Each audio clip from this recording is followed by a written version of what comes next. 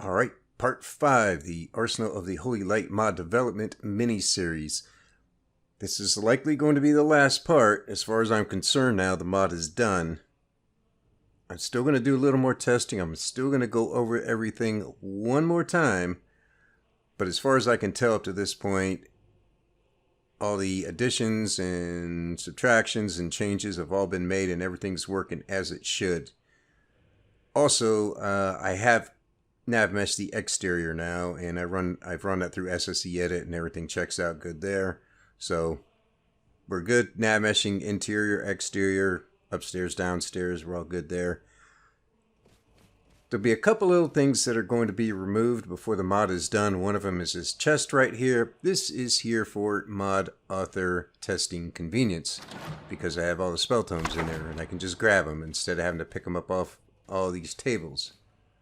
So that's just for my convenience for testing.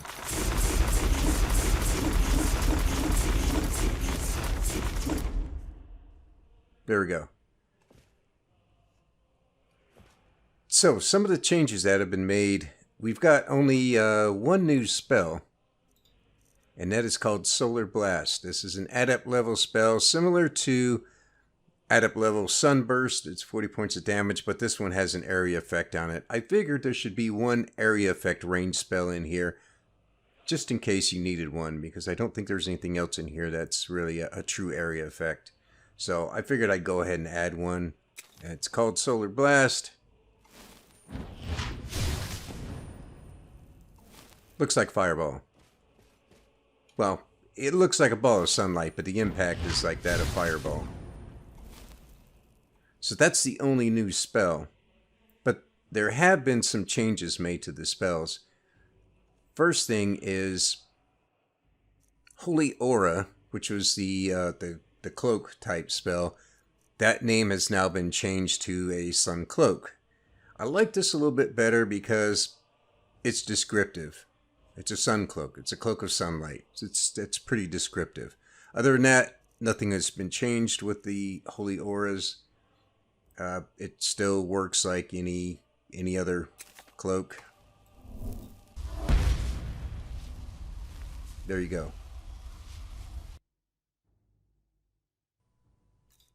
Let's see what else. Stendar's Purge. That was the adept level turn and burn spell. We've changed the name of that one to be Divine Will. It still does the same thing. Turns undead up to level 13 for 30 seconds. And they take 10 points of sun damage per second. So it operates exactly the same. We just changed the name of it. And I was never crazy about Stendar's Purge to begin with. I mean, it was okay name, but I changed it to this because the expert level spell, which is a similar effect, was Aura of Divinity. That name seemed kind of odd and too long, so I changed the name of that one to Divine Aura. So now you've got Divine Will, the adept level, and Divine Aura, which is the expert level. Divine Aura does the same thing. It just works on undead up to level 26 instead of 13. Is that what this one is? Yeah. And it's 15 points of damage instead of the 10 damage this one does. And it wraps the target in an aura of holy light. So, but essentially it's the same thing. It's a turn and burn spell. It's just a little more powerful version. So these did not change in what they do, just the name. What else do we have? Holy Purification. That's the one with the stagger lock effect. The name of that one has been changed to Meridia's Grip. It still works the same. It's a two-handed cast. It still works the same. It still does the same thing. I just changed the name of that one. This Holy Purification was okay name, but I wanted something in here with Meridia's name to it because we have our greater power, Invocation of Stendar. This one, I've changed it to where it's restores 30 points of health, magic, and stamina per second for 10 seconds. It will repel any nearby undead up to level 99, which is pretty much anything, I think. But only for 10 seconds. So this is kind of like an oh shit button. But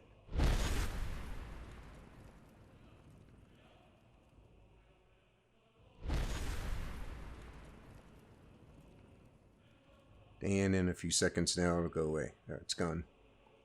Once per day. As with any greater power. Okay. Let's see. Oh yeah, the runes. The Sun Rune, I changed the name of that one to Holy Rune.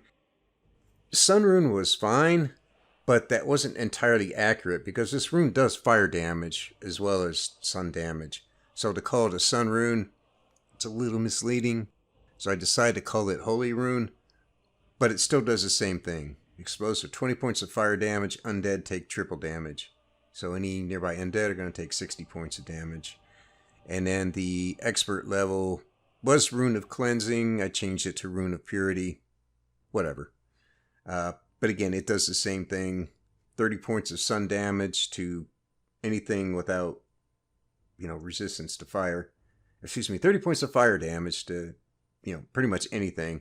Undead take triple damage, but they also take 10 points of sun damage per second for 30 seconds. So they've not changed in what they do, just changed the names. Now, I have been changing some of the sound and visuals. Sunbeam, for example,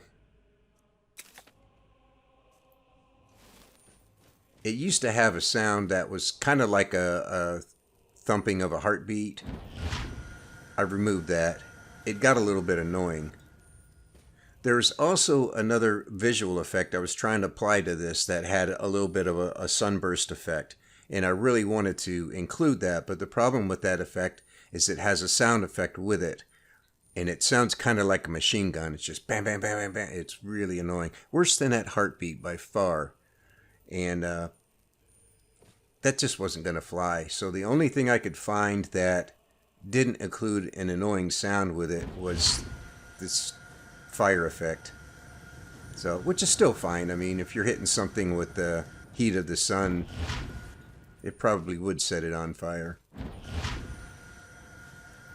And no other unnecessary sound effects. The rune spells did have a darkening visual to it, that when it was triggered, everything would get a little bit dark for a few seconds. I found that to be quite annoying, so that's gone. So that looks better. And Sunburst used to have a fireball impact when it hits. Now it has a sunburst impact. That's the same impact I was trying to apply to the sunbeam. So take note of that sound when it hits, because when you put that on a concentration spell, it's like 5 times per second. Like I said, like a machine gun. Really annoying. Let's see, that's it for the sound and visual changes. I did make some changes to the conjurables. Let's go outside and test these. Why not put some of these guys into action? The only ones I've changed were the battle mages, because they were being more mage-like and not enough battle-like. So they were using spells whenever possible and pretty much only switch into sword and shield if they had to. And that was not my intention for them. I wanted them to be tanks. I wanted them to run in there and do some damage. Sword and shield. Tie up the opponent. Let's get Expert Sunbeam. I do like that one.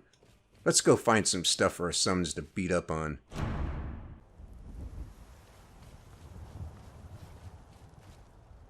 Alright, I had to wait about 24 hours because it was pouring rain, which has been happening a lot while I've been trying to test. It's kind of annoying, but it was a horrendous downpour. We wouldn't have been able to hear anything. Alright, let's see. Let's get up Draugr.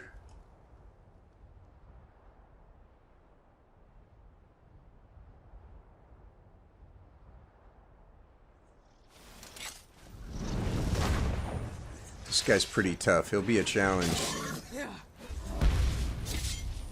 Okay, you see she popped the aura. Now she used to have Sunburst and Sunbeam, the apprentice level spells. I removed those. But I left her with the aura. and a healing spell, and a heal other spell. So now she has just enough magicka to pop that and a healing spell if necessary. And now she's just going to tank. That aura is really helpful. Swing that sword once in a while, would you?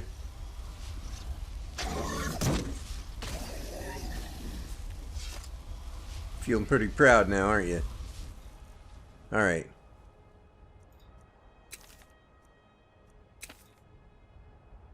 That again is the Guardian of Soul. That's the apprentice level battle mage. If I didn't mention it, I also gave them extra 50 stamina. Alright, let's try something a little bit stronger.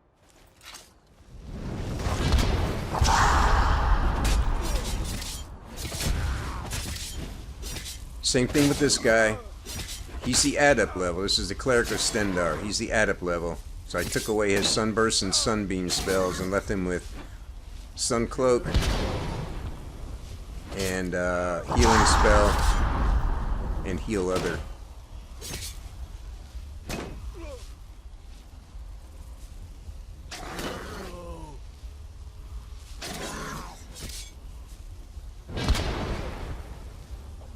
Get up, you're alright.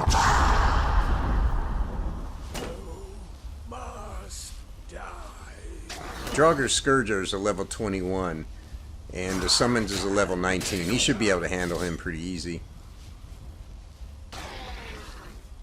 Alright, nice job. Now get out of here.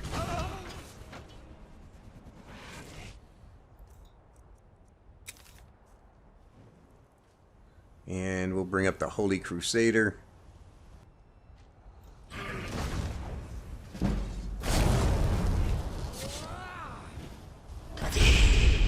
Same thing there. He's got his expert level Sun Cloak. I removed Sunburst and Sunbeam, but he's got a healing spell and a heal other spell. This one I think is a level 30 character. 30 or 34. He should be able to handle this guy pretty easy. He's a level 36, my summons, so she should be able to handle this guy, no problem.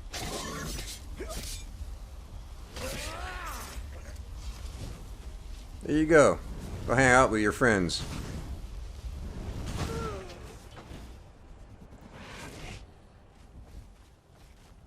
So that's the thing there. Took away their Sunbeam, took away their Sunburst, but I left them with the Aura, or the Sun Cloak, and a healing spell and a heal other spell, which they never ever use, but it's there. Maybe one day they'll use it.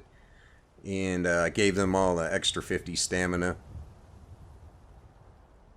Let's see, we got to go back inside the temple. Well, we'll look at some changes out there, but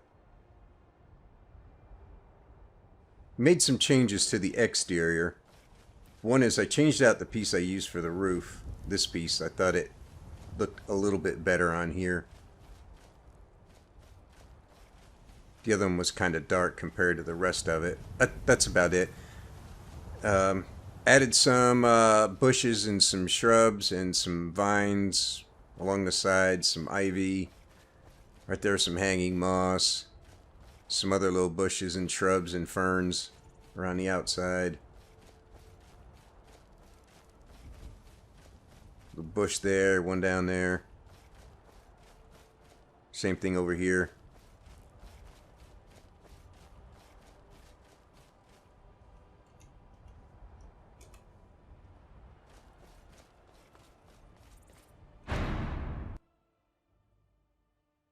So on the inside, one of the things I've done is I replaced those banners with the Sovngarde banner here. It looked kind of odd having a banner of all kinds of different types of banners. I don't know. To me, if you got a bunch of different banners in one room, that's something that you would see in the Great Hall at a castle. It seemed out of place here, and most of them were really beat up. I mean, even this one's got a few holes in it, but it's a lot better shape than the others. I'm sure I could find some modest resource that's got better banners, but I'm just using vanilla assets here. So all those banners have been replaced with this one.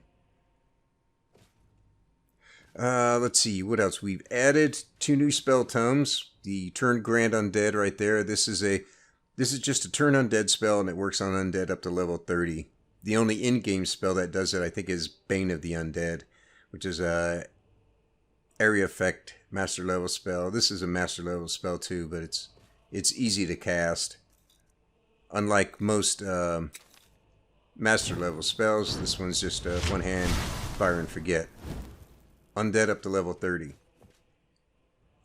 And Solar Blast, which I think is... Nope, that's Meridia's Grip. They're the 2 runes. There's Solar Blast right there.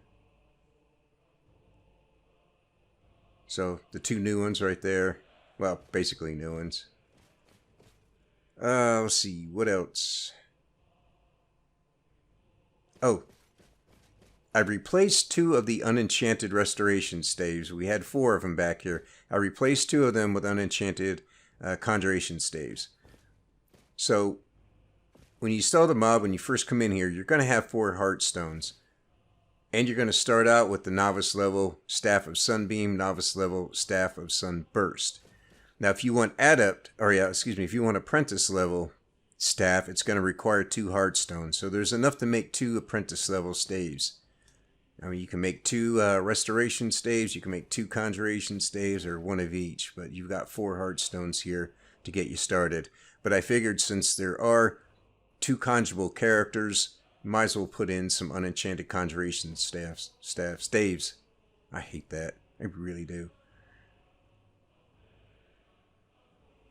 And the only other thing that's been added here is this book right here, History of the Temple of the Holy Light. This book is exactly what it says. Well, it's the backstory behind the temple, because as I said before, and I probably mentioned I'm going to add that book in here, but it's odd that you would see any kind of temple that had a statue of Meridia and a shrine of Stendar in it. So you've got a Daedra and an Aedra in the same temple. Makes no sense. But this book here, I wrote a nice story that kind of explained why that happened and why this is here. So, it's interesting reading if you like reading. If you don't, whatever.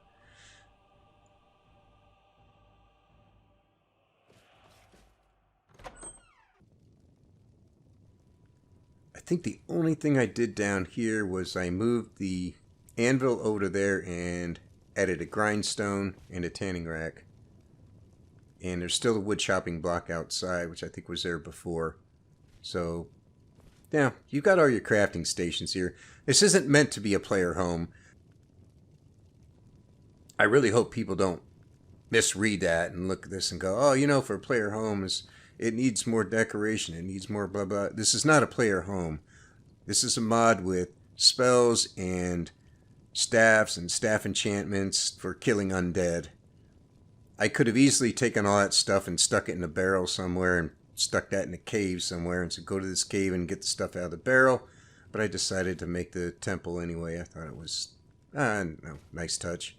And this is just here as a little matter of convenience. Not really meant to be a player home. Although it could be used as one, so. But I think that's about it. Let me look at my list over here.